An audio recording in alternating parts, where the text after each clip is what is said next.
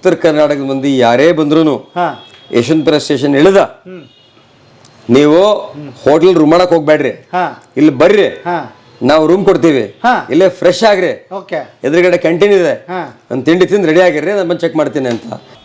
ಉತ್ತರ ಕರ್ನಾಟಕ ಮಂದಿ ಹೇಳಂಗೆ ಅಲ್ರಿ. ಜೋಳದ ರೊಟ್ಟೆ ಫೈಬರ್, ಮೆಂತ್ಯ ಸೊಪ್ಪ ಭಾಳ ಒಳ್ಳೇದು ಗಟ್ಟಿಗೆ ಫೈಬರ್, ಉಳ್ಳಾಗಡ್ಡಿ ಭಾಳ ಒಳ್ಳೇದ, ಮೊಸರು ಭಾಳ ಫರ್ಮೆಂಟೆಡ್ ಫುಡ್ ಭಾಳ ಒಳ್ಳೇದು, ಮಜ್ಜಿಗೆ ಭಾಳ ಒಳ್ಳೇದು. ನಿಮ್ಮಲ್ಲಿ ಪಲ್ಯ ಮಾಡ್ತಾರಲ್ಲ, ನಿಮ್ಮ ಉತ್ತರ ಕರ್ನಾಟಕದ ಊಟ ಜಗತ್ತಾಗೆ ಅತ್ಯಂತ ಶ್ರೇಷ್ಠವಾದ ಊಟ, ಅತ್ಯಂತ ಪವಿತ್ರವಾದ ಊಟ ನೋಡ್ರಿ. ಆ ಊಟ ತಿಂದ್ರೆ ಏನು ಕಾಯಿಲೆ ಬರಂಗಿಲ್ರಿ ಅಂತದ್ದು. ನಮ್ಗೆ ಗೊತ್ತಿಲ್ದಂಗೆ ಇದನ್ನ ಪಾಲಿಸ್ತಾ ಇದೀವಿ ನಾವು. ಗೊತ್ತಲ್ಲ, ಅದೆಲ್ಲ ಬಸವಣ್ಣವ್ರ ಮಹಿಮೆ ಸಾಹೇಬ್ರೆ. ಸೂಪರ್. ತಂದೆ ತಾಯಿಗೆ ಮೊದಲೇನೆ ಮಕ್ಕಳು ಸಾಯ್ತಾ ಇದ್ದಾರೆ. ಅರ್ಥ ಆಯ್ತಲ್ವಾ? ಯಾಕೆ ಸಾಯ್ತಾ ಇದ್ದಾರೆ ಅಂತ ಹೇಳಿದ್ರೆ ಅವರು ತಿನ್ನೋ ಪದ್ಧತಿ, ಅವರು ಚಟುವಟಿಕೆ, ದೈಹಿಕ ಚಟುವಟಿಕೆ, ಯಾವಾಗ ನೋಡು ಮೊಬೈಲು, ರಾತ್ರಿ ಎಲ್ಲ ಮೊಬೈಲು, ಕೂತಿದ್ದ ಜಾಗದಲ್ಲಿ ಕುಂತಿರ್ತಾರೆ, ಒಬಿಸಿಟಿ ಆಗ್ತಾರೆ, ತಿನ್ಬಾರದು ತಿಂತಾರೆ. ಇದೆಲ್ಲ ಏನಾಗ್ತದೆ ಇವತ್ತು ಎಷ್ಟೋ ಮಕ್ಕಳಿಗೆ ಚಿಕ್ಕ ವಯಸ್ಸಲ್ಲೇನೆ ಆಟ ಆಡಕ್ಕಾಗ್ತದೆ. ಅರ್ಥ ಆಯ್ತಲ್ವಾ? ಅದ್ರ ಜೊತೆನಲ್ಲಿ ಇತ್ತೀಚೆಗೆ ಜೆನ್ಜಿ ಕ್ಯಾನ್ಸರ್ ಅಂತ ಏನು 36 ಕೋಟಿ ಜನ ಇದ್ದಾರೆ, 97ರಿಂದ 2012 ಬದುಕ್ತಾರಲ್ವಾ, ಅವ್ರಿಗೆ ಕ್ಯಾನ್ಸರ್ ಸಹ ಜಾಸ್ತಿ ಆಗ್ತಾ ಇದೆ. ಬರ್ರಿ ಬೀಗ್ರ, ಊಟ ಮಾಡೋಣ. ಬಾಳ್ ಮಂದಾಗ್ಲಿ ತಗೋರಿ. ನಿಮ್ ಬಾಯಾರಿಕೆಯಿಂದ ಹಂಗ ಆಗ್ಲೇವಾ? ತಮ್ಮ ಹೆಸರು? ಡಾಕ್ಟರ್ ವರುಣ್ ಅಂತ. ಓಕೆ, ಈಗ ನಿಮ್ಮ ಹಾಸ್ಪಿಟಲ್ ಪರಿಚಯ? ಹೌದು. ಸೊ ನಮ್ದು ಸ್ಮೈಲ್ಸ್ ಹಾಸ್ಪಿಟಲ್ ಅಂತ, ಗ್ಯಾಸ್ಟ್ರೋಎಂಟ್ರಾಲಜಿಗೆ ಸಂಬಂಧಪಟ್ಟಂಗೆ. ಸೊ ಇದು ನಮ್ಮ ರಿಸೆಪ್ಷನ್ ಏರಿಯಾ, ನೀವು ನೋಡ್ತಿರೋ ಹಾಗೆ. ಫಸ್ಟ್ ಇಲ್ಲಿಗೆ ಬರ್ತಾರೆ ಪೇಷಂಟ್. ಫಸ್ಟ್ ಬಂದಾಗ ಇಲ್ಲಿ ಅವರು ದಾಖಲಾತಿ ಆಗುತ್ತೆ, ಇಲ್ಲೇ ವೇಟಿಂಗ್ ರೂಮ್ ಇದೆ, ಇಲ್ಲಿ ಕೂತ್ಕೊಂಡು ಅವರ ಟೋಕನ್ ನಂಬರ್ ಬಂದಾಗ ಅವ್ರನ್ನ ನಾವು ನೋಡ್ತೀವಿ. ಟೈಮಿಂಗ್ಸು ನಾವು ಅಪಾಯಿಂಟ್ಮೆಂಟ್ ಕೊಡ್ತೀವಿ, ಅದನ್ನು ತಗೊಂಡು ಬರ್ತಾರೆ. ಫೋನಲ್ಲಿ ವೆಬ್ಸೈಟಲ್ಲಿ ಅವೈಲೇಬಲ್ ಇದ್ದೀವಿ. ನಮ್ಮ ಟೆಲಿಕಾಲಿಂಗ್ ಟೀಮ್ ಅವರು ಮಾತಾಡಿ ಅವ್ರು ನಿಮ್ಗೆ ಅಪಾಯಿಂಟ್ಮೆಂಟ್ ಕೊಟ್ಟಿದ ತಕ್ಷಣ ನೀವು ಬಂದು ಇಲ್ಲಿ ಯಾವ ಟೈಮ್ಗೆ ಅಂತ ಹೇಳಿದ್ರೆ ಅಲ್ಲಿ ಬಂದ ಮೇಲೆ ನಾವು ದಾಖಲಾತಿ ಮಾಡಿ ನೋಡ್ತೇವೆ. ಆಗ್ಬೋದಾ? ನೆಕ್ಸ್ಟ್ ಮುಂದೆ OPD ರೂಮ್. ಸೊ ಇದು ನಮ್ಮ OPD ರೂಮ್. ಪೇಷಂಟ್ ಬಂದಾಗ ನಾವು ಇಲ್ಲಿ ಅವ್ರನ್ನ ಸ್ವಾಗತ ಮಾಡಿ ನೋಡ್ತೀವಿ. ಅಲ್ಲಿ ಒಳಗಡೆ ಎಕ್ಸಾಮಿನೇಷನ್ ರೂಮ್ ಇರುತ್ತೆ, ಇಲ್ಲಿ ನಾವು ಅವರಿಗೆ ಎಕ್ಸ್ಪ್ಲೈನ್ ಮಾಡ್ತೀವಿ ಏನಾಗ್ತಾ ಇದೆ ಅಂತ. ಓಕೆ. ಇದರಿಂದ ಮುಂದೆ ಬಂದರೆ ನಮ್ಮಲ್ಲಿ ಇರೋದು ಇದು ಕೌನ್ಸಿಲಿಂಗ್ ರೂಮ್ಸ್ ಅಂತ. ನಮ್ಮ ಕೌನ್ಸಿಲರ್ಸ್ ನಿಮಗೆ ಎಕ್ಸ್ಪ್ಲೈನ್ ಮಾಡ್ತಾರೆ ಏನೇನಾಗುತ್ತೆ, ಇನ್ಶೂರೆನ್ಸ್ ಬಗ್ಗೆ ಆಗಲಿ, ಕಾಸ್ಟಿಂಗ್ ಆಗಲಿ, ಎಲ್ಲದ್ರ ಬಗ್ಗೆ ಎಕ್ಸ್ಪ್ಲೈನ್ ಮಾಡಿ ನಿಮಗೆ ಗೈಡ್ ಮಾಡ್ತಾರೆ. ಸೊ ಎಲ್ಲ ಇನ್ಶೂರೆನ್ಸು ಇಲ್ಲಿ ನಡೆಯುತ್ತೆ? ಹೌದು, ಆಲ್ಮೋಸ್ಟ್ 90% ಎಲ್ಲ ಇನ್ಶೂರೆನ್ಸು ನಡೆಯುತ್ತೆ. ಹಾಗಾಗಿ ಅವರು ಗೈಡ್ ಮಾಡಿ ನಿಮಗೆ ಕಾಸ್ಟಿಂಗ್ ಆಗಲಿ, ಟೈಮಿಂಗ್ ಆಗಲಿ ಎಲ್ಲ ಅವ್ರು ಗೈಡ್ ಮಾಡ್ತಾರೆ. ಟೆಸ್ಟ್ ಯಾವ್ದ್ಯಾವ್ದು ಮಾಡಬೇಕು, ಹೇಗೆ ಮಾಡಬೇಕು, ಅದು ಬಿಟ್ಟು ನಿಮಗೆ ಯಾವಾಗ ಆಪ್ರೇಷನ್ಗೆ ಬರಬೇಕು, ಬಂದರೆ ಹೇಗಿರುತ್ತೆ ಪ್ರೊಸೀಜರು, ಯಾವಾಗ ವಾಪಸ್ ಹೋಗ್ಬೋದು, ಅದನ್ನೆಲ್ಲ ಅವ್ರು ಗೈಡ್ ಮಾಡ್ತಾರೆ. ಗೌರ್ಮೆಂಟ್ ಸ್ಕೀಮ್ಗಳು ಅಂದರೆ ಯಶಸ್ವಿನಿ ಅದು ಇದು ಕಾರ್ಡ್ಗಳೆಲ್ಲ ನಡೆಯುತ್ತೆ ಸರ್? ಹೌದು, ನಮ್ಮಲ್ಲಿ ಯಶಸ್ವಿನಿ ಸ್ಕೀಮ್ಸ್ದು ಕಾರ್ಡ್ ಇದೆ. ಇಲ್ಲಿ ಆಗುತ್ತೆ ಅಂತ? ಆಗುತ್ತೆ, ಅವ್ರಿಗೂ ಇಲ್ಲಿ ಎಲ್ಲ ಸುವಿಧೆಗಳು ಸಿಗ್ತವೆ. ಮೊದಲೇ ಅವರು ಇದನ್ನ ಮಾಡಬೇಕಾ ಅಥವಾ ಈ ಎಲ್ಲ ಆದಮೇಲೆ ಏನಾದರೂ ಹಣ ಬರುತ್ತಾ ಅಥವಾ ಫ್ರೀ ಇರುತ್ತಾ, ಹೇಗೆ ಸರ್? ಇಲ್ಲ, ಯಶಸ್ವಿನಿ ಅವರಿಗೆ ಅದು ನಮ್ದು ಯಶಸ್ವಿನಿ ಕಾರ್ಡ್ ಇದೆ ಅಂತ ಬಂದು ಹೇಳಿದ್ರೆ ಅವ್ರು ನಮ್ಮ ಕೌನ್ಸಿಲಿಂಗ್ ಟೀಮ್ ಅವ್ರಿಗೆ ಗೈಡ್ ಮಾಡಿ ಅದಕ್ಕೆ ಆರಾಮಾಗಿ ಸುಗಮವಾಗಿ ಏನೇನು ಆಗಬೇಕೋ ಅದನ್ನು ಮಾಡಿಕೊಡ್ತಾರೆ. ಅದಕ್ಕೂ ಅವಕಾಶ ಇದೆ? ಡೆಫಿನೆಟ್ಲಿ ಇದೆ. ಓಕೆ. ಎಲ್ಲ ಬಡವರಿಗೂ ಯಶಸ್ವಿನಿ ಕಾರ್ಡ್ ಇದ್ದರೆ ಬಂದು ಅವ್ರಿಗೆ ಬೇಕಾಗಿರೋವಂಥ ಟ್ರೀಟ್ಮೆಂಟ್ ಮಾಡಿಸ್ಕೊಂಡು ಹೋಗ್ಬೋದು. ಇನ್ನು BPL ಕಾರ್ಡು ಅದು ಏನಾದರೂ ಇದ್ದರೆ ಅದಕ್ಕೆ ಅವಕಾಶ ಇದೆಯಾ? ಅದಕ್ಕೆ ನಾವಿನ್ನೂ ಟ್ರೈ ಮಾಡ್ತಾ ಇದ್ದೀವಿ. ಓಕೆ. ಆದಷ್ಟು ಬೇಗ ಸಿಗಬೇಕು ಅಂತ ಕೇಳ್ಕೊಳ್ತೀವಿ. ನಿಮ್ಮೆಲ್ಲ ಸಹಕಾರ ಇದ್ದರೆ ಬೇಗ ಆಗಲಿ ಸರ್. Next sir? ಸೊ ಇದಾದಮೇಲೆ ನೆಕ್ಸ್ಟ್ ಅಲ್ಲಿ ಫಾಲೋ ಅಪ್ ರೂಮ್ಸ್ ಇರುತ್ತೆ.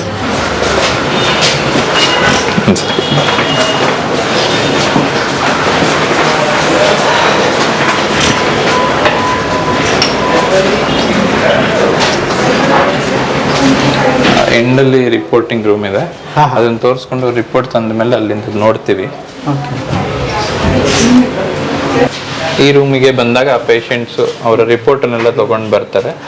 ಅವ್ರದನ್ನ ನೋಡಿ ನಾವು ಅವರಿಗೆ ಏನೇನು ಸರ್ಜರಿ ಮಾಡಬೇಕು ಅದನ್ನೆಲ್ಲ ನಾವು ಹೇಳ್ಕೊಡ್ತೀವಿ, ಅವ್ರಿಗೆ ಗೈಡ್ ಮಾಡ್ತೀವಿ, ಫೈನಲೈಸ್ ಮಾಡ್ತೀವಿ.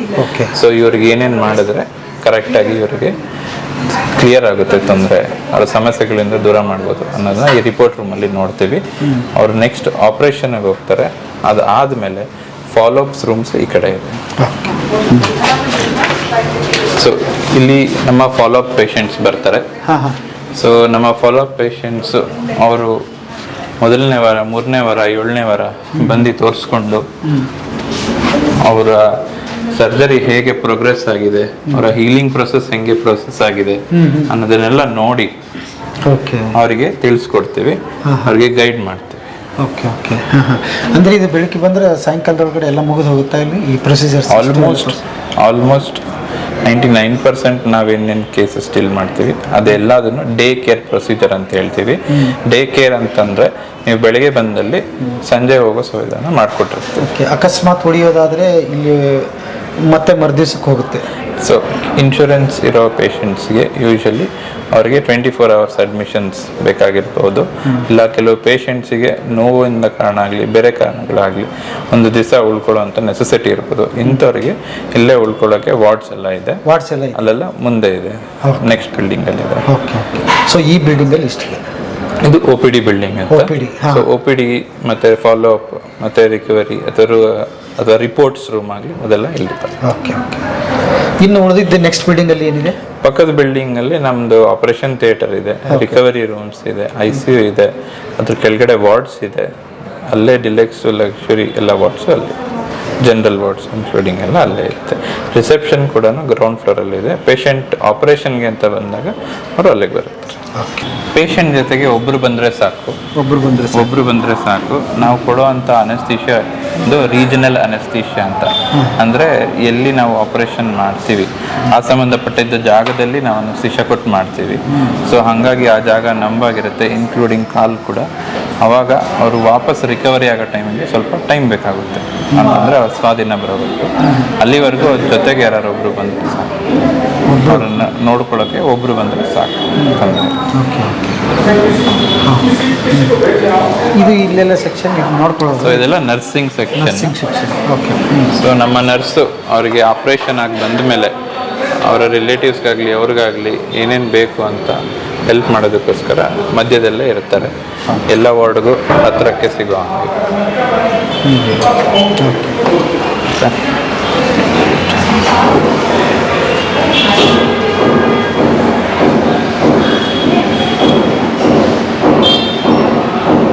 ನಿಮ್ದು ಏನಾಗಿದೆ ಸರ್? ನಂದು ಸೀನಿಯರ್ ಕೊಲೋರೆಕ್ಟಲ್ ಸರ್ಜನ್ ಅಂತೇಳಿ. ಸೊ ನಾನು ಬಂದು ಕಿಮ್ಸ್ ಕೆಂಪೇಗೌಡ ಕಾಲೇಜಲ್ಲಿ ಓದಿದ್ದು ಫಸ್ಟ್.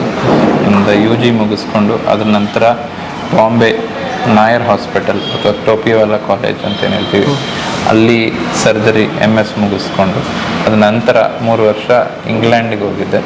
ಅಲ್ಲಿ 3 ವರ್ಷ ಇದ್ದು ಕೊಲೋರೆಕ್ಟಲ್ ಸಂಬಂಧಪಟ್ಟಂಗೆ 3 ವರ್ಷ ಕೆಲಸ ಮಾಡಿ ಈಗ ಇಲ್ಲಿಗೆ ಬಂದಿದ್ದೀನಿ. ಸೊ ಬಂದಿದ್ದ ತಕ್ಷಣವೇ ಸರ್ ಜೊತೆಗೆ ಜಾಯಿನ್ ಮಾಡಿ ನನಗೆ ನನ್ನ ವಿದ್ಯೆಗಳನ್ನೆಲ್ಲ ಉಪಯೋಗ ಮಾಡ್ಕೊಳ್ಳೋಕ್ಕೆ, ಪೇಷಂಟ್ಸಿಗೆಲ್ಲ ಹೆಲ್ಪ್ ಮಾಡೋದಕ್ಕೆ ಒಂದು ದಾರಿ ತೋರಿಸಿದ್ದಾರೆ. ಸೊ ಇವ್ರ ಟೀಮಲ್ಲಿ ಇವಾಗ ಜಾಯಿನ್ ಆಗಿದ್ದೀನಿ. ನಾನು ಸರ್ಜರಿ ಮಾಡಬೇಕಾದ್ರೆ ಯೂಶಲಿ ಎಲ್ಲ ಸರ್ಜನ್ಸು ಅವರವರ ಸ್ಪೆಷಲೈಸ್ಡ್ ಅಂಗ ಅಂತ ಇಟ್ಕೋತಾರೆ. ಕೆಲವರ ಥೈರಾಯ್ಡ್ ಡಾಕ್ಟರ್ ಆಗಿರ್ಬೋದು, ಕೆಲವರು ಹಾರ್ಟ್ ಡಾಕ್ಟರ್ ಆಗಿರ್ಬೋದು, ಕೆಲವರ ಕರುಳಿನ ಸಂಬಂಧಪಟ್ಟಂಗೆ ಸರ್ಜರಿ ಮಾಡ್ತಾರೆ. ಸೊ ನನ್ನ ವಿಚಾರವಾಗಿ ನನ್ನ ಇಂಟ್ರೆಸ್ಟ್ ಬಂದು ಕೋಲೋರೆಕ್ಟಲ್ ಅಂತಂದರೆ ಚಿಕ್ಕ ಕರಳು, ದೊಡ್ಡ ಕರಳು ಮತ್ತು ಈ ಥರ ಏನಾದರೂ ರೀಸನ್ ಸಂಬಂಧಪಟ್ಟಂಥ ತೊಂದರೆಗಳಿಗೆ ಸಮಸ್ಯೆ ಹುಡುಕೋದಕ್ಕೆ ನನಗೆ ಚೆನ್ನಾಗಿ ಅನ್ನಿಸ್ತು. ಇದರಲ್ಲಿ ತುಂಬ ಜನ ಕಷ್ಟಪಡ್ತಾ ಇದ್ದಾರೆ ಅಂತ ಗೊತ್ತಾಯಿತು. ಇಂಡಿಯಾದಲ್ಲಿ ಇದರದ್ದು ನಂಬರ್ಗಳು ಇನ್ನು ಮುಂದೆ ಜಾಸ್ತಿ ಬರ್ತಾ ಇದೆ ಅಂತ ಗೊತ್ತಾಯಿತು. ಸೊ ಹಾಗಾಗಿ ಇದರಲ್ಲಿ ನಾನು ಮುಂದೆ ಬೆಳಿಬೋದು, ಪೇಷಂಟ್ಸಿಗೆ ಹೆಲ್ಪ್ ಮಾಡ್ಬೋದು ಅಂತ ಗೊತ್ತಾಗಿದೆ. ಜಯರಾಮ್ ಅವರು ಅಂತ ಹೇಳಿ ನಮ್ಮ ಮಾವನವರು ಮಂತ್ರಿ ಇದ್ರು, ಶಾಸಕರಿದ್ರು, ಬಹಳ ಮಹಾನ್ ನಾಯಕರು. ಮಹಾನ್ ನಾಯಕರು ಅವರು. ಅಲ್ಲ ಸರ್, ಈಗಿನ ಇವತ್ತಿನ ರಾಜಕಾರಣ ಅದು ಇದು ನೋಡಿದ್ರೆ ಅಷ್ಟು ಸರಳವಾಗಿ ದೊಡ್ಡ ಮಹಾನ್ ನಾಯಕರು. ಆಮೇಲೆ ಅಲ್ಲಿದ್ದಾರಲ್ಲ ಅಲ್ಲಿ ಅವರು ಇನ್ನೂ ದೊಡ್ಡ ಮಹಾನ್ ನಾಯಕರು ಅವರು. ಅವರು ಸರ್ ನಮ್ಮ ತಂದೆ ಅವರು ಈಸ್ ಮೈ ಹೀರೋ. ಇವತ್ತು ನಮಗೆಲ್ಲ ಸೈಕಲ್ ತೊಳೆದು, ಪೋಲಿಯೋ ಹ್ಯಾಂಡಿಕ್ಯಾಪ್, ಮನೆ ಮಿಕ್ಸರ್ ಮಾರಿ ಬಾ ಬಾ ಬಾ ಸಿಕ್ಕಾಪಡೆ ಕಷ್ಟಪಟ್ಬಿಟ್ಟಿದ್ದಾರೆ. ನೆನ್ಸ್ಕೊಂಡ್ರೆ ಕಣ್ಣಲ್ಲಿ ನೀರು ಬರ್ತದೆ ಎಷ್ಟೋ ಸರಿ. ಹಂಗೆ. ಬಟ್ ಅಪ್ಪ ನಿಮ್ಮ ಸಕ್ಸಸ್ಸನ್ನು ನಿಮ್ಮ ನೋಡಿದು ಸಕ್ಸಸ್ ಕಣ್ತುಂಬ ನೋಡಿದ್ದು. ಬಟ್ ಕಷ್ಟ ಜಾಸ್ತಿ ನೋಡ್ಬಿಟ್ಟಿದೆ ನಾನು ಪಡೋದು. ನನ್ನ ಕಷ್ಟನ ಜಾಸ್ತಿ ನೋಡ್ಬಿಟ್ಟಿದೆ. ನೊಂದು ಸುಸ್ತಾಗ್ಬಿಟ್ಟಿದ್ರು, ಏನಪ್ಪ ನನ್ನ ಮಗನಿಗೆ ಇಷ್ಟು ಕಷ್ಟ ಬಂದ್ಬಿಡ್ತು ಅಂತ. ಬಟ್ ಕೊನೆಯಲ್ಲಿ ಸಕ್ಸಸ್ ನೋಡ್ಬಿಟ್ರು ಅವರು. ಸಕ್ಸಸ್ ನೋಡೇ ನೆಮ್ಮದಿ ಹೋದ್ರು. ಇಲ್ಲದೆ ಹೋಗಿದ್ರೆ ನೆಮ್ಮದಿ ಇರ್ತಿರ್ಲಿಲ್ಲ ಅವರಿಗೆ, ಆತ್ಮಕ್ಕೆ ಶಾಂತಿ ಸಿಗ್ತಿರ್ಲಿಲ್ಲ. ಇವತ್ತು ಶಾಂತಿಯಿಂದ ಇದ್ದಾರೆ ಅಂದ್ರೆ ಸಕ್ಸಸ್ ನೋಡಿದ್ದಾರೆ ಅಂತ. ಬರೀ ಕೊಠಡಿ. Okay, ಲಾಂಡ್ order? ಲಾಂಡ್ ಆರ್ಡ್ರು. ಅವ್ರು ಬಂದು ಹೇಳಿದ್ಮೇಲೆ ಎರಡಕ್ಕೆ ಹೋದಾಗ ಎಷ್ಟೊತ್ತು ಕೂತ್ಕೋತೀರಾ? ನಿಮಿಷ ಆಗುತ್ತೆ ಸರ್, ಅಡ್ಡಾದಂಗೆ ಆಗುತ್ತೆ. ಇಲ್ಲ ನಾನು ಪ್ರಶ್ನೆ ಕೇಳ್ತಾ ಇರೋದು, ಡೈಲಿ ಮೋಷನ್ ಪಾಸ್ ಮಾಡ್ತೀರಾ? ಎಷ್ಟು ಸರಿ ಮಾಡ್ತೀರಾ? ನೋಡಿ, ಇದು ಈಗ ಈ ಸ್ಕೋಪ್ ಇದೆಯಲ್ಲ, ಇದು ಈ ಪರೀಕ್ಷೆ ಮಾಡೋಕ್ಕೆ ಈ ಥರ ಸ್ಟೆರೈಲ್ ಆಗಿರಬೇಕು. ನೀವು ಬೇರೆ ಹಾಸ್ಪಿಟಲ್ಗೆ ಹೋದ್ರೆ ಮೆಟಲಲ್ಲಿ ಅಲ್ಲೇ ತೊಳಿತಾರೆ, ಹಂಗೆ ಹಾಕ್ತಾರೆ. ನೋಡಿ, ಇದು ಇದೆಯಲ್ಲ, ಇದು ಅದು ಕಬ್ಬಿಣದ ಹಾಕ್ತಾರೆ ಒಳಗೆ, ಅದು ವಾಶ್ ಮಾಡಾಕ್ತಾರೆ ಅಷ್ಟೇ. ಹಂಗೆ ಮಾಡ್ಬೇಕಾದ್ರೆ ಒಂದು ಮನುಷ್ಯನ ಇನ್ಫೆಕ್ಷನ್ ಇನ್ನೊಂದು ಮನುಷ್ಯನ್ಗೆ ಹೋಗ್ತದ. ಅದಕ್ಕೆ ನೋಡಿ, ನಾವು ಇದು ಸ್ಟೆರೈಲ್, ಇದು ಪ್ಯಾಕ್ ಓಪನ್ ಮಾಡಿ ಒಳಗೆ ಹಾಕೋದ ಪ್ರತಿ ಪೇಷಂಟ್ಗೆ. ಒಬ್ಬೊಬ್ಬರಿಗೆ ಒಂದೊಂದು ಮತ್ತು ಸ್ಮೂತಾಗಿ ಒಳಗಡೆ ಹೋಗುತ್ತೆ. ಹೌದು, ಅರ್ಥ ಆಯ್ತಲ್ವಾ? ಆಮೇಲೆ ನೋಡಿ, ಇಷ್ಟು ದೊಡ್ಡದು ಲೈಟ್ಸ್ ಹಾಕ್ರಿ, ಇಷ್ಟು ದೊಡ್ಡದು. ಇಲ್ಲಾದರೂ ಎಕ್ಸಾಮಿನೇಷನ್ ಚೇಂಬರ್ ನೋಡಿದ್ದೀರಾ? ಇಷ್ಟಿಷ್ಟು ಇರ್ತಾವ. ಹೇಗಿದೆ ಇನ್ಸ್ಟಿಟ್ಯೂಟ್ ಈಗ? ಗುಡ್ಡಾ? ಆಪ್ಷನ್ಗಳು ಯಾವ ತೊಗೊಂಡಿದ್ದೀರಾ? ಸೋಷಿಯಾಲಜಿನ? ಹೌದಾ? ವಾ, ಹಂಗಾರೆ ಡರ್ಕೈಮ್ ಓದಿದ್ದೀರಾ? ಸ್ಪೆನ್ಸರ್ ಓದಿದ್ದೀರಾ? ಕಾಲ್ ಮಾರ್ಕ್ಸ್ ಓದಿದ್ದೀರಾ? ಟೇಲರ್ ಓದಿದ್ದೀರಾ? ಆಗಸ್ಟ್ ಕಾಂಪ್ಟ್ ಓದಿದ್ದೀರಾ? ಟೇಲರ್ದು ಮಾಸ್ಲೋಸ್ ಓದಿದ್ದೀರಾ? ಥಿಯರಿ ಆಫ್ ಅದು ಬಿಟ್ಟರೆ ಬೆಸ್ಟ್ ಥಿಯರಿ ಕೊಟ್ಟಿದ್ದಾರೆ ಮಾಸ್ಲೋಸ್ ಯಾವುದದು? Very good. Hierarchy of needs. Basic graduation ಏನು? BSc agri. ಓಕೆ. ಡರ್ಕೈಮ್ದು ಬೆಸ್ಟ್ ಥಾಟ್ ಯಾವುದು? ಡರ್ಕೈಮ್ದು ಬೆಸ್ಟ್ ಥಾಟ್ ಅದು ಬಿಟ್ರೆ? He has done one very good study on what? Suicide. Very good. ಬಾ, UPSC ಮಾಡ್ತೀವಿ ಬಿಡೋ. ಸೂಪರ್. ಸೂಸೈಡ್ ಇದೆಯಲ್ಲ, suicide theory is given by Durkheim for this world. ಗೊತ್ತಾಯ್ತಲ್ವಾ? ರೈತರು ಆತ್ಮಹತ್ಯೆ ಮಾಡ್ಕೋತಾರಲ್ಲ, what type of altruistic? Suicide bombers ಯಾವುದು? ಮತ್ತೆ ತಪ್ಪೇಳಿದೆ ಫಸ್ಟ್ ನೀನು ರೈತರದ, ಆಯ್ತಲ್ಲ? Suicide bombers altruistic. ಈಗೋಯಿಸ್ಟಿಕ್ ಯಾವುದು? Egoistic, for example, Rohit Vemula case ಆಯ್ತಲ್ಲ recent ಆಗಿ 2017, he has been discriminating in Hyderabad. That is the reason why. So what you should do is, whenever you write this answer ಅಲ್ವಾ, when you give examples, give current examples. ಹಳೆ ಕಾಲದ ಕೊಡಬೇಡಿ, ಇವತ್ತಾಗಿದ್ದು ಆಲ್ಚುರಿಸ್ಟಿಕ್ ಅಂತ ಹೇಳಬೇಕು. ಈಗ ಅದು ಜಂತರ್ ಮಂತರ್ ಸ್ಟ್ರೈಕ್ ನಡೀತಾ ಇದೆಯಲ್ಲ, what do you tell about the strike as a sociologist? Sociologist, from student point of view, what they are doing is actually right. Why? Because they are fighting for their rights. Because NEET exam is one kind of examination wherein students want to get into. Talk like a sociologist. Okay. Not like a layman.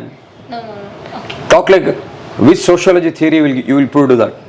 Which sociologist theory? Society. I'll go with Karl Marx.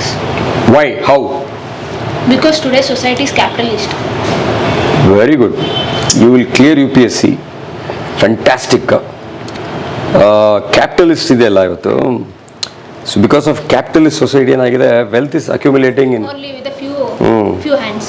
The difference between haves and have nots ಜಾಸ್ತಿ ಆಗ್ತಾ ಇದೆ. Yes. Widen ಆಗ್ತಿದೆ gap. IIT ಮತ್ತು ITI ಎರಡು ಒಂದೇ ಆಗ್ಬಿಟ್ಟಿದೆ ಈಗ.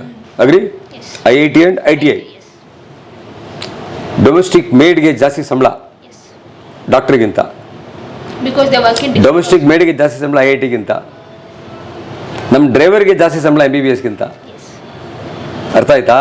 So they have totally destroyed the social fabric of this country. I am not blaming any one. ನಿಮ್ಮ ಮಗಳು ಭಾಳ ಉದ್ಯೋಗ ಸಾಹೇಬ್ರೆ ಕ್ಲಿಕ್ ಮಾಡ್ತಾಳೆ. ಯಾರು ಸೋಷಿಯಾಲಜಿ ಪಾಠ ಮಾಡಿದ್ದು? Pooja ma'am.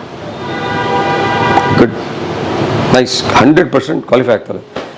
ಮ್ಯಾಥ್ಸಲ್ಲಿ ಹೆಂಗಿದೆಯಾ? CSAT ಜೋ strong? Yes. Good, Yes. Super. Thanks ಸಾಹೇಬ್ರೆ. ಮಗಳು IPS ಆಗಿ ಬರ್ತಾಳೆ, ಕರ್ನಾಟಕ ಕೆಡರ್. ಇದು ಮೋಷನ್ ಹೋಗೋ ಜಾಗ, ಅರ್ಥ ಆಯ್ತಲ್ವಾ? ಇದು ಜಂಕ್ಷನ್. ಇಲ್ಲಿ ನಾರ್ಮಲ್ ಏನಲ್ ಕ್ವಶನ್ ಅಂತ ಇರುತ್ತೆ, ನೋಡಿದ್ರೆ ಅಲ್ಲಿ ನಾರ್ಮಲ್ ಏನಲ್ ಕ್ವಶನ್ ಅಂತ ಇರ್ತದೆ.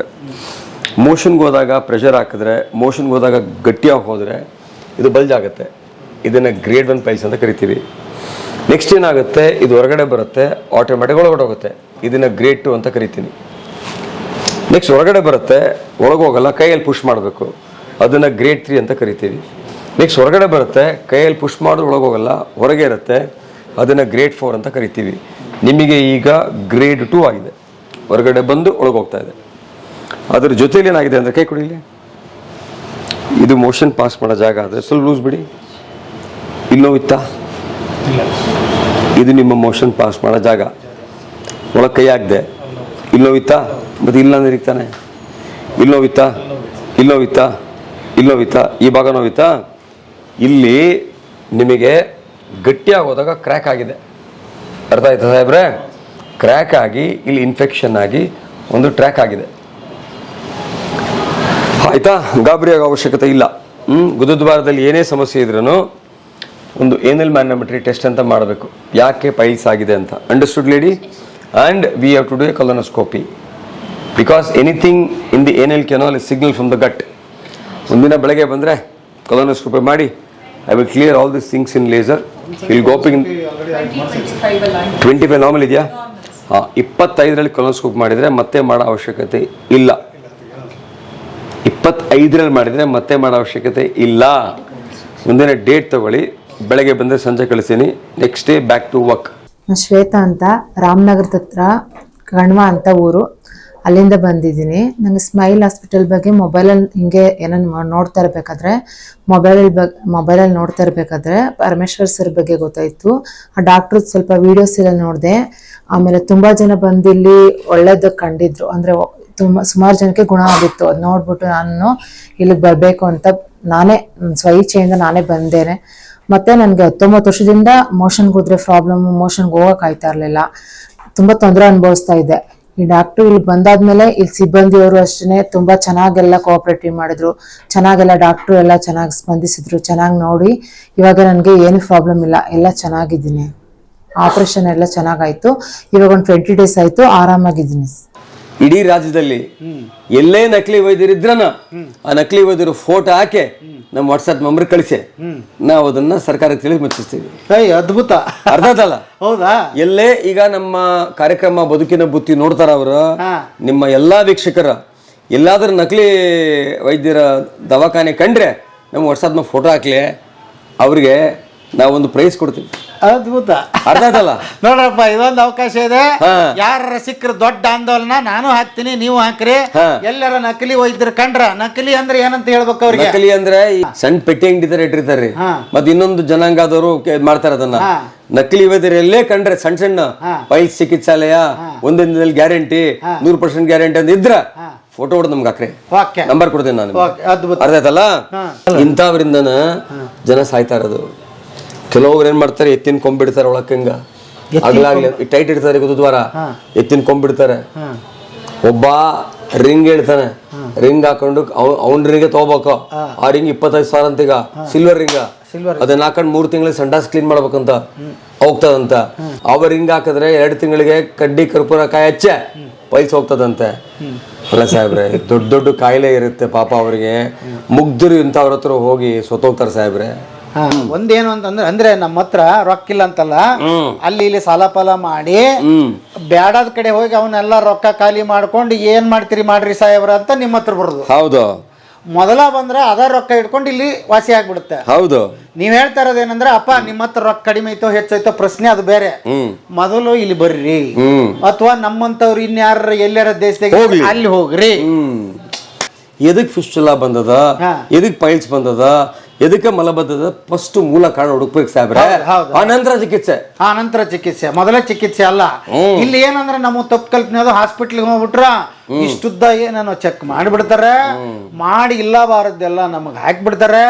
ಮೂಲವಾದಿ ಅಂದ್ರೆ ಕರೆಕ್ಟ್ ಕೆಳಗೆ ಮುಕ್ಳಿನೇ ನೋಡ್ಬೇಕವ, ಮ್ಯಾಲೆ ಯಾಕೆ ನೋಡ್ತಾನ ಅನ್ನೋದು ಸಮಸ್ಯೆ ನಮ್ಗ. ನೋಡ್ರಿ ಸಾಹೇಬ್ರೆ, IBD ಅಂತ ಕಾಯಿಲೆ ಇದೆ, ಅದು ಬರೋದು ಮೂಲವ್ಯಾಧಿ ಅಂತಾನೆ. ಆ ಕಾಯಿಲೆಗೆ ಬಾಯಲ್ಲಿ ಅಲ್ಸರ್ ಇರುತ್ತೆ, ಕರಳೆಲ್ಲ ಬೆಂದೋಗಿರುತ್ತೆ, ಮೂಳೆ ನೋವು ಬರ್ತದೆ, ಕಣ್ಣು ಪ್ರಾಬ್ಲಮ್ ಆಗುತ್ತೆ, ಬರೋದು ಮೂಲವ್ಯಾಧಿ ಅಂತ, ಬಟ್ ಅದು ಕ್ರಾನ್ಸ್ ಡಿಸೀಸ್ ಅಂತ ಕರಿತೀವಿ. ಹಾ ಇದರಲ್ಲಿ ಬೇರೆ ಬೇರೆ ಕಡೆ ಹೋಗಿ ಅಟ್ಯಾಕ್ ಆಗುತ್ತದೆ. ಅಲ್ಲ ನಂಗೆ ಗೊತ್ತಾತ್ ಬಿಡ್ರಿ, ನೀವು ಇಷ್ಟೊತ್ತು ಹೇಳಿದ್ರಲ್ಲ, ನನಗೆ ಇಷ್ಟು ಎಲ್ಲ ಇದು ಇಷ್ಟು ಕಾಂಪ್ಲಿಕೇಟೆಡ್ ಐತೆ ಅಂತ ಗೊತ್ತಿಲ್ಲ. ತುಂಬಾ ಕಾಂಪ್ಲಿಕೇಟ್ಸ್ ಆಗ, ಅದಕ್ಕೆ ಯಾರು ಮುಟ್ಟಂಗಿಲ್ಲ, ಬೇಡ ಸವಸ್ ಅಂತಾರೆ. ಹಾ ಅರ್ಥ ಆತಲ್ಲ? ಓಕೆ. ಈಗ ಬಂದ್ರೆ ಈಗ ಅವ್ರು ಹೇಳ್ತಾರ್ರಿ ಬೇರೆ ಕಡೆ ಎಲ್ಲರೂ, ಮಾಡ್ಕೊಳಪ್ಪ ಹಿಂಗ ನೀನು ಹೋಗ್ಬಿಡು, ಮಧ್ಯಾಹ್ನ ಹೋಗ್ಬಿಡು, ಮುಗಿದೋಯ್ತು ಅಂತ ಹೇಳ್ತಾರ. ಈಗ ನಿಮ್ಮಲ್ಲಿ ಬಂದ್ರೆ ಹೆಂಗ, ಏನು ಇರೋದೈತಾ ಇಲ್ಲಿ, ಹೆಂಗೈತ್ರಿ ಇಲ್ಲಿ? ಸಾಹೇಬ್ರೆ, ಹಿಂದಿಂದ ರಾತ್ರಿ ಬರ್ಬೇಕು, ಅಡ್ಮಿಟ್ ಮಾಡ್ತೀವಿ, ಹೊಟ್ಟೆ ಎಲ್ಲ ಕ್ಲೀನ್ ಮಾಡ್ತೀವಿ, ಬೆಳಗ್ಗೆ ಕೊಲೊನೋಸ್ಕೋಪಿ ಮಾಡ್ತೀವಿ, ಮುಂಜಾನೆ ಮಾಡ್ತೀನಿ.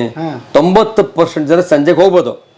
ಒಂದೇ ದಿವಸ ಅಲ್ಲ, ನಮ್ಮಲ್ಲಿ ಬೇರೆ ಬೇರೆ ಊರಿಂದ ಬರೋರು ಇದಾರ್ರಿ, ಅದಕ್ಕೆ ಕೇಳ. 90% ಜನ ರಾತ್ರಿ ಬಂದು ಅಡ್ಮಿಟ್ ಆದ್ರೆ ಇಲ್ಲಿ ಮುಂಜಾನೆ ಮಾಡ್ತೀನಿ, ಸಂಜೆಗೆ ಬಸ್ಸಿಗೆ ಹೋಗ್ತಾ ಇರ್ಬೋದು.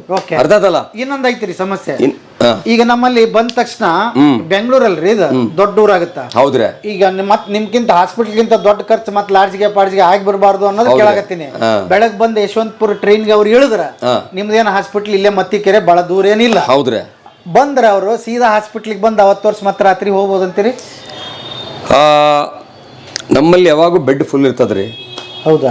ನಾನು ಹಿಂದೆ ಹೇಳಿದ್ದೆ, ಉತ್ತರ ಕರ್ನಾಟಕದ ಮಂದಿ ಯಾರೇ ಬಂದ್ರು ಯಶವಂತಪುರ ಸ್ಟೇಷನ್ ಇಳಿದ ನೀವು ಹೋಟೆಲ್ ರೂಮ್ ಮಾಡಕ್ ಹೋಗ್ಬೇಡ್ರಿ, ಇಲ್ಲಿ ಬರ್ರಿ, ನಾವು ರೂಮ್ ಕೊಡ್ತೀವಿ, ಇಲ್ಲೇ ಫ್ರೆಶ್ ಆಗ್ರಿ, ಎದುರುಗಡೆ ಕ್ಯಾಂಟೀನ್ ಇದೆ, ನಾನು ತಿಂಡಿ ತಿಂದು ರೆಡಿ ಆಗಿರ್ರಿ, ನಾನು ಬಂದು ಚೆಕ್ ಮಾಡ್ತೀನಿ ಅಂತ. ಯಾರು ಉತ್ತರ ಕರ್ನಾಟಕದ ಮಂದಿ ಲಾಡ್ಜ್ ಮಾಡೋದು ಅದೆಲ್ಲ ಮಾಡೋ ಅವಶ್ಯಕತೆ ಇಲ್ರಿ. ಇಲ್ಲ, ಬರ್ರಿ, ನಮ್ಮಲ್ಲಿ ಕೆಳಗೆ ಹೇಳಿದೀವಿ ಇನ್ಸ್ಟ್ರಕ್ಷನ್. ಬಹಳ ಮಂದಿ ಬರ್ತಾರೆ ಉತ್ತರ ಕನ್ನಡದವರು, ಒಂದು ರೂಮ್ ಕೊಡ್ತೀವಿ ಅಲ್ಲಿ, ಅವರು ಇದು ಕ್ಲೀನ್ ಎಲ್ಲ ಮಾಡ್ಕೊಂಡು ರೆಡಿ ಆಗಿ ಇಲ್ಲಿ ತಿಂಡಿ ತಿಂದು ಕುಂತ್ಬೋದು ನೋಡ್ರಿ ನಮ್ಮ ಹತ್ರ. ಏನ್ ಚಿಂತೆ ಮಾಡಕ್ ಹೋಗ್ಬೇಡ್ರಿ, ಇಂಥ ಹಾಸ್ಪಿಟ್ಲ್ ಎಲ್ಲಿ ನೋಡಿಲ್ಲ ನಾನು. ಯಾಕಂದ್ರೆ ಟೈಮ್ ಇರ್ತೀರಿ ಹಾಸ್ಪಿಟ್ಲಾಗ, ಇಲ್ಲಿ ಅಂಥದ್ದೇನಿಲ್ಲ. ನೀವು ಮುಂಜಾನೆ ಬಂದ್ರೆ ಅಗದಿ ಬೀಗರ್ ನೋಡ್ಕೊಂಡಂಗೆ ನೋಡ್ಕೊಂತಾರ. ನೀವೆಲ್ಲ ರೆಡಿ ಆದ್ಮೇಲೆ ಡಾಕ್ಟರ್ ಬರ್ತಾರ, ನಿಮ್ದೇನು ಸಮಸ್ಯೆ ಎಲ್ಲ ಕಂಪ್ಲೀಟ್ ಆಗಿ ಹೇಳ್ರಿ. ಹಳೆ ಹಿಸ್ಟ್ರಿ ತಗೊಂಬಂದ್ರೆ ಬೆಟರ್, ಏನೇನದಾವು ಏನೇನಿಲ್ಲ ಅಂತ ಹೇಳಿ ಚೆಕ್ ಮಾಡಿ ಹೇಳ್ತಾರ. ಆಮೇಲೆ ನಿಮ್ದೇನಿದೆ ವಾಸಿಯಾಗಿ ಸಾಯಂಕಾಲ ಹತ್ತಿ ಬಿಡಬಹುದು. ಯಾರೋ 5,000ಕ್ಕೆ ಮಾಡ್ತೀನಿ, ಯಾರೋ 3,000ಕ್ಕೆ ಮಾಡ್ತೀನಿ, ಗೆದ್ದಿನ ಜೋಳ ಕೊಟ್ಟರು ಮಾಡ್ಬಿಡ್ತೀನಿ, ಹಂದಿ ಮ್ಯಾಪ್ಸತ್ತಿದ್ದೆ. ಸೀದಾ ಡಾಕ್ಟರ್ ಹತ್ರ ಬರ್ರಿ. ಓಟಿ ಆಸ್ಪತ್ರೆ ಕರ್ಕೊಂಡು ಹೋಗ್ತೀನಿ ನಾನು. ಓಕೆ. ಮಕ್ಕಳ ಬಗ್ಗೆ ಟಾಪಿಕ್ ತೊಗೊಳ್ಳೋಣ ಈಗ. ಓಕೆ. ಮಕ್ಕಳ ಬಗ್ಗೆ. ಮಕ್ಕಳನ್ನ ಶುರು ಮಾಡಿ. ಮಕ್ಕಳಿಗೆ ಮೂಲವ್ಯಾಧಿ ಬರ್ತದ, ಯಾಕೆ ಬರ್ತದ, ಏನಾಗಿದೆ ಈ ಕಾಲದ ಮಕ್ಕಳಿಗೆ ಅಂತೆಲ್ಲ ಒಂದು ಮಕ್ಕಳ ಬಗ್ಗೆ ಕವರ್ ಮಾಡೋಣ. ಮಕ್ಕಳು ಫುಲ್ ಕವರ್ ಮಾಡ್ಬಿಡ್ತೀನಿ ಈ ಬ್ಲಾಕ್ ಅಲ್ಲಿ. Super sir. ಊಟ ವಿಶೇಷವಾದ ಊಟ ಅಂತ ಅನಿಸ್ತಾ ಇದೆ. ಏನಿದೆ ಸರ್ ಇದು ಊಟ? ಊಟ ಅಲ್ಲ, ಇದು ತಿಂಡಿ. ತಿಂಡಿ ಏನದು? ಇದು ಸಾಹೇಬ್ರೆ, ಇದರಲ್ಲಿ 3 ಮೊಟ್ಟೆ ಇದೆ. 3 ಮೊಟ್ಟೆ ಇದೆ. 3 ಮೊಟ್ಟೆ ಇದೆ ಬಾಯ್ಲ್ಡ್. ಮತ್ತೆ ಹೆಸರು ಕಾಳು ಮೊಳಕೆ ಇದೆ. ಇದು ಈರುಳ್ಳಿ, ಇದು ಕೊತ್ತಂಬರಿ ಸೊಪ್ಪು, ಅಲ್ಲಲ್ಲಿ ಮೆಣಸಿನ್ಕಾಯಿ ಇದೆ. ಇದೆಲ್ಲ ಇದೆಯಲ್ಲ ನಮ್ಮ ಗಟ್ಟು, ನಮ್ಮ ಕರಳಲ್ಲಿ ಬ್ಯಾಕ್ಟೀರಿಯಾ ಇರುತ್ತಲ್ಲ, ಆ ಬ್ಯಾಕ್ಟೀರಿಯಾಗೆ ಇದು ತುಂಬಾ ಇಂಪಾರ್ಟೆಂಟ್ ಫೈಬರ್. ಅದ್ರ ಜೊತೆಯಲ್ಲಿ ಮೊಟ್ಟೆ ಇರುತ್ತೆ, ಪ್ರೋಟೀನ್ ಬೇಕು ನಮಗೆ. ಒಬ್ಬ ಮನುಷ್ಯ 1.2 grams per kg body weight ಬೇಕು ಡೈಲಿ ಪ್ರೋಟೀನ್ಸು. ನನಗೆ 20 ಗ್ರಾಮ್ ಬೇಕು. ಸೊ ಪ್ರೋಟೀನು ಮತ್ತೆ ಈ ಸ್ಪ್ರೌಟ್ಸ್ ಇದೆಯಲ್ಲ, ಇದರಲ್ಲಿ ಬಹಳ ಎಸೆನ್ಷಿಯಲ್ ವೈಟಮಿನ್ಸು ಅವೆಲ್ಲ ಇರುತ್ತೆ. ಮತ್ತೆ ಫೈಬರ್. ಇದು ನಮ್ಮ ದೇಹದ ಬ್ಯಾಕ್ಟೀರಿಯಾ ಚೆನ್ನಾಗಿರ್ಬೇಕು ಅಂದ್ರೆ ಫೈಬರ್ ತುಂಬ ತಗೋಬೇಕು. ಹಣ್ಣು, ತರಕಾರಿ, ಸೊಪ್ಪು. ಉತ್ತರ ಕರ್ನಾಟಕ ಮಂದಿ ಹೇಳಂಗೆ ಅಲ್ರಿ, ಜೋಳದ ರೊಟ್ಟೆ ಫೈಬರ್, ಮೆಂತ್ಯ ಸೊಪ್ಪ ಬಹಳ ಒಳ್ಳೇದು ಗಟ್ಟಿಗೆ ಫೈಬರ್, ಉಳ್ಳಾಗಡ್ಡಿ ಬಹಳ ಒಳ್ಳೇದ, ಮೊಸರು ಬಹಳ ಫರ್ಮೆಂಟೆಡ್ ಫುಡ್ ಬಹಳ ಒಳ್ಳೇದು, ಮಜ್ಜಿಗೆ ಬಹಳ ಒಳ್ಳೇದು. ನಿಮ್ಮಲ್ಲಿ ಪಲ್ಯ ಮಾಡ್ತಾರಲ್ಲ, ನಿಮ್ಮ ಉತ್ತರ ಕರ್ನಾಟಕದ ಊಟ ಜಗತ್ತಾಗೆ ಅತ್ಯಂತ ಶ್ರೇಷ್ಠವಾದ ಊಟ, ಅತ್ಯಂತ ಪವಿತ್ರವಾದ ಊಟ ನೋಡ್ರಿ. ಆ ಊಟ ತಿಂದ್ರೆ ಏನು ಕಾಯಿಲೆ ಬರಂಗಿಲ್ರಿ ಅಂತದ್ದು. ನಮ್ಗೆ ಗೊತ್ತಿಲ್ದಂಗೆ ಇದನ್ನ ಪಾಲಿಸ್ತಾ ಇದೀವಿ ನಾವು. ಗೊತ್ತಲ್ಲ, ಅದೆಲ್ಲ ಬಸವಣ್ಣವ್ರ ಮಹಿಮೆ ಸಾಹೇಬ್ರೆ. Okay, super. ಅದಲ್ವಾ?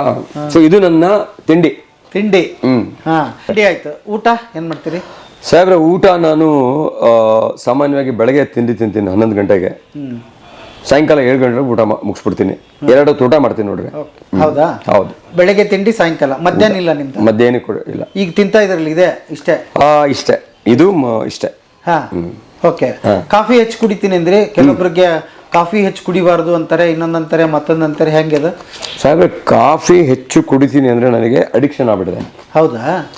ಅದು ಕೆಟ್ಟದಲ್ಲ. ಓದ್ಬೇಕಾದ್ರೆ ಕಾಫಿ ಕುಡಿತಾ ಓದ್ತಾ ಇದ್ವಿ ನೈಟೆಲ್ಲ. ಹಾ ಹಂಗೆ ಅಭ್ಯಾಸ. ಕಾಫಿ ಕುಡಿದ್ರೆ ನಂಗೆ ತಲೆ ಚೆನ್ನಾಗಿ ಓಡುತ್ತೆ, ಹೌದೇ. ಅದ್ರಲ್ಲಿ ಕೆಫೀನ್ ಇರುತ್ತೆ. ಹಾ ಕಾಫಿ ಕುಡಿದ್ರೆ ಕಾಫಲ್ಲಿ ಹಾಲು ಇರುತ್ತೆ, ಹಾ. ಅದು ಶುಗರ್ ಲೆವೆಲ್ಸ್ ಮೇಂಟೈನ್ ಮಾಡುತ್ತೆ. ಹಾ ಹಾ ಹಾ ಅರ್ಥ ಆಯ್ತಲ್ವಾ? ಓಕೆ. ಕಾಫಿ ಫ್ಯಾಟಿ ಲಿವರ್ ತುಂಬಾ ಒಳ್ಳೇದು. ಹೌದಾ? ಫ್ಯಾಟಿ ಲಿವರ್ಗೆ ಹಾ ಹಾ ಹಾ ತುಂಬಾ ಒಳ್ಳೇದು. ಓಕೆ. ಹಾಗಾಗಿ ಕಾಫಿ ಹೆಚ್ಚು ಕುಡಿಬಾರ್ದು ಅಂತ ಜನರಿಗೆ ತಪ್ಪು ಕಲ್ಪನೆ ಇದೆ. ಕಾಫಿ ಕುಡಿದ್ರೆ ಆರೋಗ್ಯಕ್ಕೆ ಒಳ್ಳೇದು, ಬಟ್ ನಂತರ ಜಾಸ್ತಿ ಕುಡಿಬೇಡಿ. ಹಾ ಹಂಗೆ. ಒಂದು 3 ಗ್ಲಾಸ್ ಡೈಲಿ ಸಾಕು. ನಾನು 3 ಲೀಟರ್ ಕುಡಿದ್ಬಿಡ್ತೀನಿ. ಅರ್ಥ ಆಯ್ತಲ್ವಾ? ಬಟ್ ಮ್ಯಾನೇಜ್ ಮಾಡಕ್ ಇಂಥವನ್ನೆಲ್ಲ ಮಾಡ್ಕೋತೀರಿ. ನಾವೇನು ಕುಡಿಯಂಗಿಲ್ಲ, ಹಾ. ಸ್ಮೋಕ್ ಮಾಡಂಗಿಲ್ಲ, ಹಾ. ನಾನ್ ವೆಜ್ ತಿನ್ನಂಗಿಲ್ಲ, ಓಕೆ. ಮೊಟ್ಟೆ ತಿಂತೀನಿ, ನಾರು ತರಕಾರಿ ಸೊಪ್ಪು ತಿಂತೀನಿ, ಓಕೆ. ನಿದ್ದೆ ಚೆನ್ನಾಗಿ ಮಾಡ್ತೀನಿ, ಡೈಲಿ ಬೆಳಗ್ಗೆ ಯೋಗ ಮಾಡ್ತೀನಿ, ಸಂಜೆ 6 ಕಿಲೋಮೀಟರ್ ವಾಕ್ ಮಾಡ್ತೀನಿ, 6 ಕಿಲೋಮೀಟರ್, ಕೆಲವೊಮ್ಮೆ ಜಾಗ್ ಮಾಡ್ತೀನಿ. ಓಕೆ. ಹಾ ಹಾ ಇದು ನಿಮ್ಮ ದಿನನಿತ್ಯ. ಸ್ವಲ್ಪ ಮಸಲ್ ಟ್ರೈನಿಂಗ್ ಮಾಡ್ಬೇಕು. ಹೌದಾ?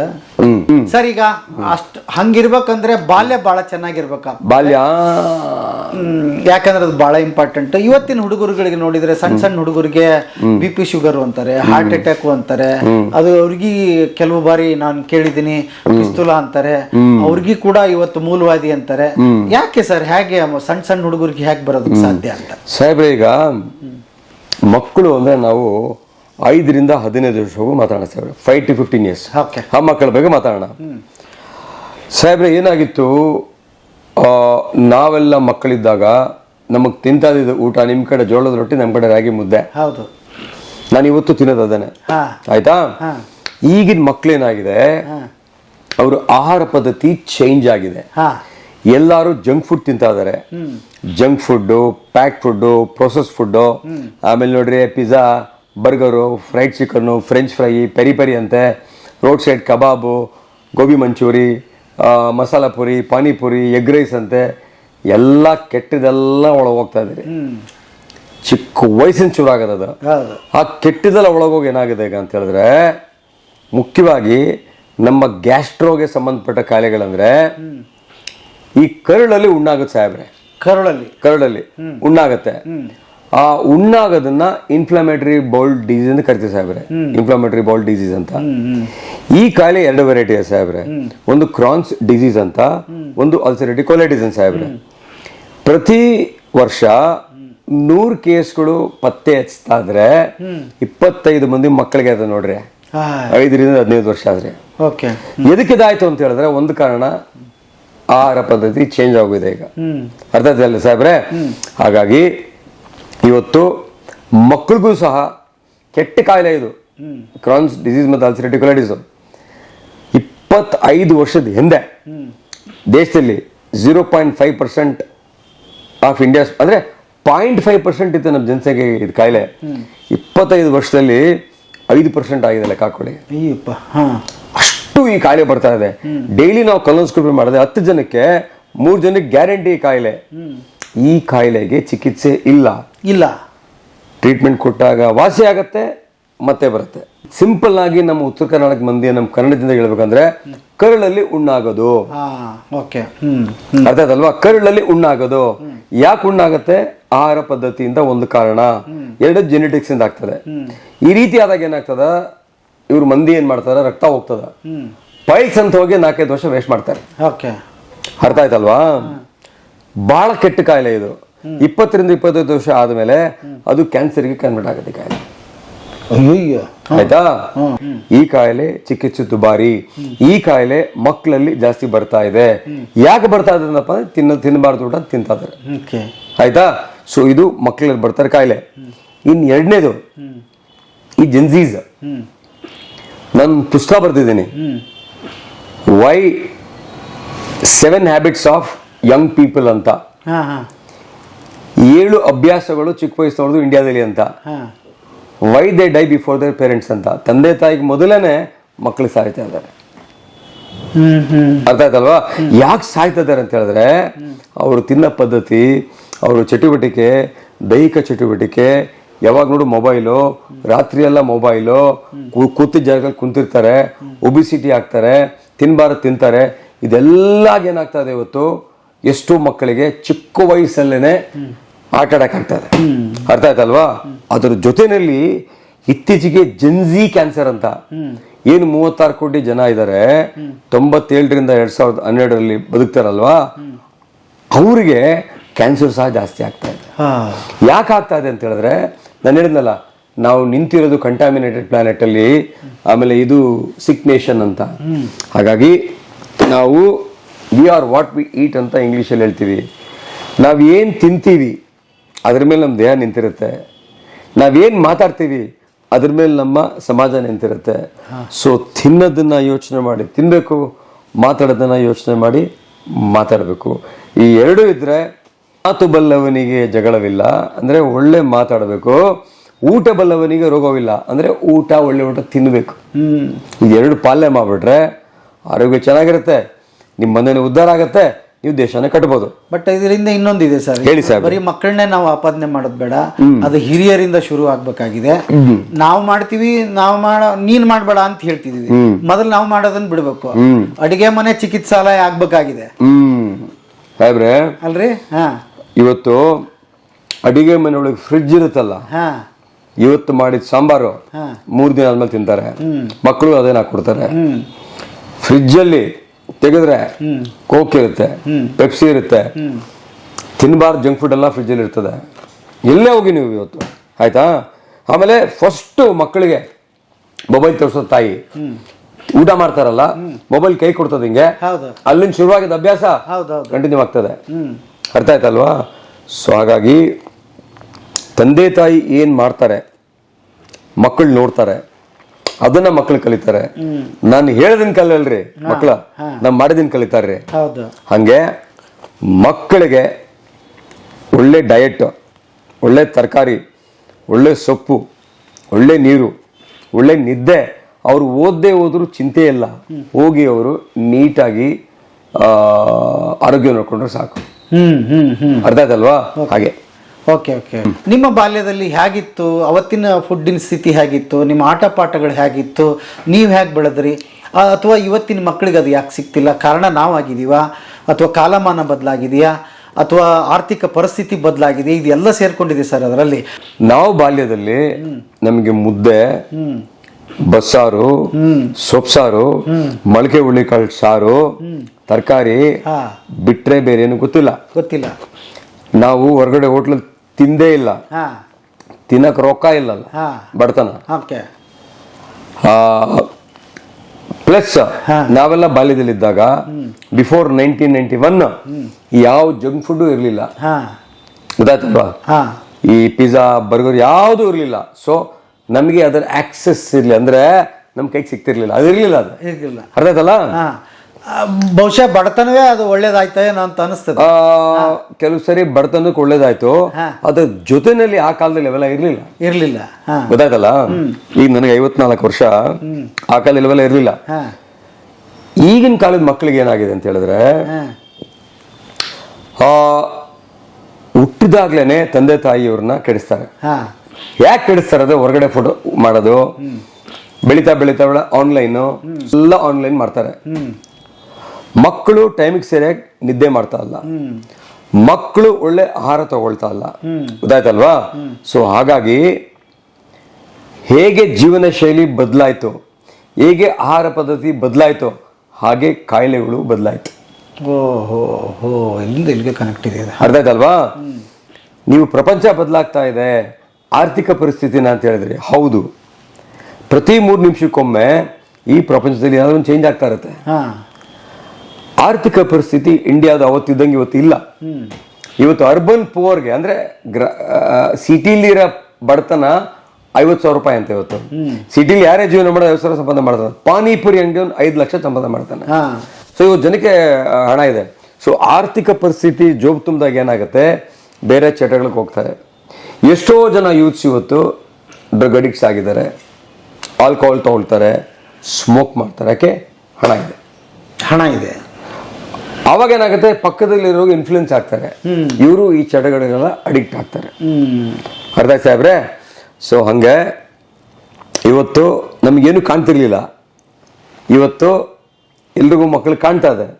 ಮಕ್ಕಳ ಕೈಯಲ್ಲಿ ರೊಕ್ಕ ಇದೆ, ಎಲ್ಲ ಆನ್ಲೈನ್ ಪೇಮೆಂಟ್ ಆಗಿದೆ, ಆನ್ಲೈನ್ ಬುಕ್ಕಿಂಗ್ ಆಗಿದೆ, ಎಲ್ಲ ಆಗಿರೋದ್ರಿಂದ ರಾತ್ರಿ 3 ಗಂಟೆಲ್ಲೂ ತಿಂತಾ ಇರ್ತಾರೆ, 2 ಗಂಟೆಲ್ಲೂ ತಿಂತಿರ್ತಾರೆ, ನಿದ್ದೆನೇ ಮಾಡಂಗಿಲ್ಲ ಮಕ್ಕಳು. ಬಟ್ ಒಂದು ಕಾರಣ ಅಂತ ನಾನು ಹೇಳ್ರಿ. ಈಗ ಒಂದು ತುಂಬ ಕುಟುಂಬ ಇತ್ತು ಸರ್ ಹಾ. ಅಂದ್ರೆ ಅವ್ರಿಗೆ ಮಕ್ಕಳಿಗೆ ಬರೀ ತಂದೆ ತಾಯಿನೇ ಮಾಡ್ಬೇಕಂತ ಏನಿರ್ಲಿಲ್ಲ. ಅಜ್ಜ ಅಜ್ಜಿ ಇರ್ತಿದ್ರು, ಪ್ರೀತಿಯಿಂದ ಏನೋ ಕುಟ್ಟಿ ತಿನ್ನಿಸೋರು, ಇನ್ನೇನೋ ಇದನ್ನ ಮಾಡೋರು. ಎಲ್ಲ ಮನೆ ಮದ್ದು, ಅವ್ರಿಗೆ ಕಾಯಿಲೆಗೂ ಮನೆ ಮದ್ದು ಇತ್ತು, ಊಟಕ್ಕೂ ಮನೆದೇ ಇತ್ತು ಎಲ್ಲ. ನಮಗೇನ್ ಸಿಕ್ತು ಬಾಲ್ಯದಲ್ಲಿ ಇವತ್ತು ನಮ್ಮ ಮಕ್ಕಳಿಗೆ ಅದು ಸಿಗ್ತಾ ಇಲ್ಲ. ಅರ್ಥ ಆಯ್ತಾ? ಒಂದು. ಎರಡನೇದು ಒಟ್ಟು ಕುಟುಂಬ ಅಂತ ಹೇಳಿದ್ರಿ. ಒಟ್ಟು ಕುಟುಂಬಗಳು ಇವತ್ತು ನೋಡಿದ್ರೆ ಅದೇ ಒಂಥರ ದೇವಸ್ಥಾನ ಮನೆ. ಆ ಒಟ್ಟು ಕುಟುಂಬದಿದ್ದಾರಲ್ಲ ಅವ್ರಿಗೆಲ್ಲ ಪೂಜೆ ಮಾಡ್ಬೇಕು. ಎಷ್ಟೋ ಜನ ಬರ್ತಾರೆ ಇಲ್ಲಿ, ಹಣ್ಣನ್ ಕರ್ಕೊಂಡ್ ಬರ್ತಾರೆ, ಇದೇನು ಮಾರ ಅಣ್ಣನ ಜೊತೆ ಬಂದಿದ್ಯಾ ಅಂತಂದ್ರೆ ನಾವೆಲ್ಲ ಹಿಂಗೆ ಸರಿ ಇರೋದು ಅಂತ. ಸೊ ಒಟ್ಟು ಕುಟುಂಬ ಯಾರಿದೆಯೋ ಅವ್ರಿಗೆ ದೈವ ಕೃಪೆ ಇದೆ. ನಮ್ಗೇನ್ ಸಿಕ್ತು ಇವತ್ತಿನ ಮಕ್ಳಿಗೆ ಸಿಗ್ತಾ ಇಲ್ಲ, ಗೊತ್ತಾಯ್ತಲ್ವಾ? ಇವತ್ತು ಮಕ್ಕಳು ಐಸೋಲೇಷನ್, ಒಂಟಿ. ಅಜ್ಜಿ ತಾತ ಜೊತೆಗೆ ಕನೆಕ್ಟ್ ಆಗಕ್ಕೆ ಅವ್ರ ಜೊತೆಲೇ ಇರಲ್ಲ. ಸೊ ಹಾಗಾಗಿ ಇದರಿಂದ ಮಾನಸಿಕವಾಗೂ ಸಹ ಒತ್ತಡ ಆಗ್ತಾ ಇದೆ. ಈಗ ನನಗೆ ಸಾಹೇಬ್ರೆ, ನನ್ಗೆ ಯಾರ ಮೇಲೂ ರಿವೆಂಜ್ ಇಲ್ಲ, ನನ್ಗೆ ಯಾರ ಮೇಲೂ ಗ್ರೆಡ್ಜ್ ಇಲ್ಲ. ಇವ್ರು ಯಾರೋ ನನ್ನ ಮೇಲೆ ತೊಂದರೆ ಕೊಟ್ಟಿರ್ತಾರೆ ಅನ್ಕೊಳ್ಳಿ, ತೊಂದರೆ ಕೊಟ್ಟರು ಓಕೆ ಆಯ್ತು ಬಿಟ್ಬಿಡಪ್ಪ ಅಂತೀನಿ. ಆ ಲೆವೆಲ್ ನಾವು ಯೋಚನೆ ಮಾಡಿ ಮಾಡಿ ಬೆಳೆದಿದ್ದೀವಿ ಇವತ್ತು.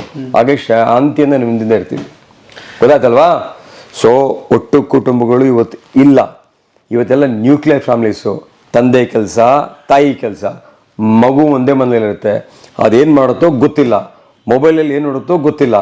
ಹಾಗಾಗಿ ಇವತ್ತು ಸಾಮಾಜಿಕವಾಗಿ ನಮ್ಮ ಸಮಾಜ ಕ್ರಾಸ್ ರೋಡ್ಸ್ ಬಹಳ ಕೆಟ್ಟ ಸ್ಥಿತಿಯಲ್ಲಿ ಇದೆ. ಇಂಥ ಒತ್ತಡಗಳು ಮಕ್ಕಳ ಮೇಲೆ ಆಗ್ತಾ ಇದೆಯಾ? ನಾವು ಹೇರ್ತಾ ಇದ್ದೀವಾ? ಅದು ಮಾರ್ಕ್ಸ್ ಕಾರ್ಡ್ ರೂಪದಲ್ಲಿ ಆಗಿರ್ಬೋದು, ಸ್ಕೂಲ್ ಆಯ್ಕೆ ಮಾಡ್ಕೊಳ್ಳೋದ್ರಲ್ಲಿ ಆಗಿರಬಹುದು. ನಾವು ಮನೆಯನ್ನು ಮರೆತು ಬಿಟ್ಟು ಎಲ್ಲವನ್ನು ಇನ್ನೊಬ್ಬರ ಮೇಲೆ ಹಾಕುವಂಥದ್ದು ಅಂತಂದರೆ, ಅಂದರೆ ಶಾಲೆ ಮೇಲೆ ಹಾಕ್ಬಿಡ್ತೀವಿ ಕೆಲವು ಸಲ. ಅದು ಎಷ್ಟರ ಮಟ್ಟಿಗೆ ಸರಿ ಅಂತೀರಿ? ಅಂದರೆ ನೀವು ಮೂಲ ಆತ ಕಲಿಬೇಕಾಗಿದ್ದ ಮಕ್ಕಳು ಮನೆಯಲ್ಲೇನೆ, ನೀವೇನು ಕಲಿಸ್ತೀರಿ ನಿಮ್ಮನ್ನು ನೋಡಿ ಆತ ಕಲಿತಾ ಹೋಗ್ತಾನೆ ಅಂತ. ಸಾಹೇಬ್ರೆ ಹೇಳ್ತಾರೆ,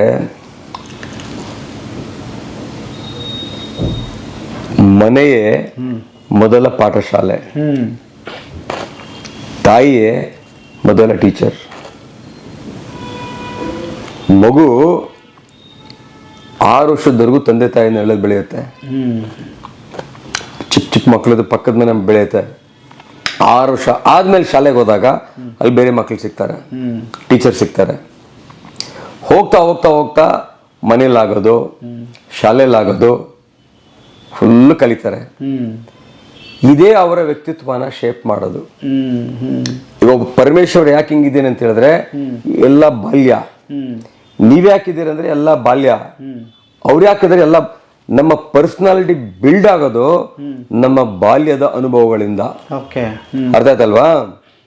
ಹೋಗ್ತಾ ಹೋಗ್ತಾ ಹೋಗ್ತಾ ಏನಾಗುತ್ತೆ, ನಾವು ದೊಡ್ಡವರಾದಾಗ ಏನಾಗುತ್ತೆ, ಆ ಬಾಲ್ಯದಲ್ಲಿ ಕೆಲವು ಕೆಟ್ಟದನ್ನ ಕಲ್ತಿರ್ತೀವಲ್ಲ, ಅದನ್ನ ಬಿಡಬೇಕು ಅಂತ ಸ್ವಲ್ಪ ವಿವೇಚನೆ ಬರುತ್ತೆ.